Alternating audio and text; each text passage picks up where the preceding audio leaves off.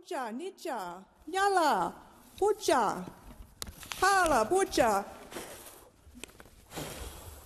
In this place.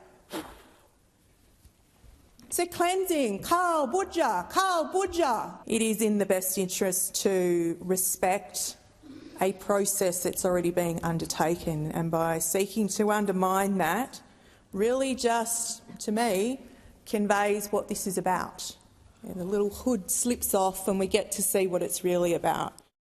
Okay, when I was in the Senate, things were pretty bad. I wasn't responsible for it, but they were pretty bad. And the federal Greens were some of the worst there, but they seem to be getting worse.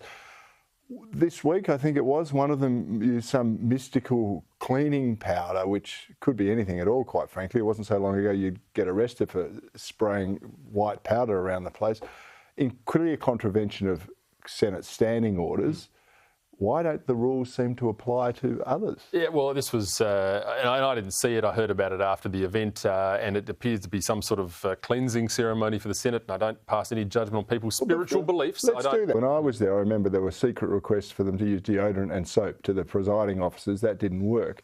Now they want to spiritually cleanse the Senate. Well, yes. Well, once again, I'll leave you to comment on the past. Of course, that was a different era. But what I would say about this is, I find it extraordinary that if we turned the tables on that and we had, someone else coming in with holy water or anointing the place with oil, there would be a bill given to that person. I think it actually happened to Andrew Laming. I think he actually did get a bill at one point for something he did.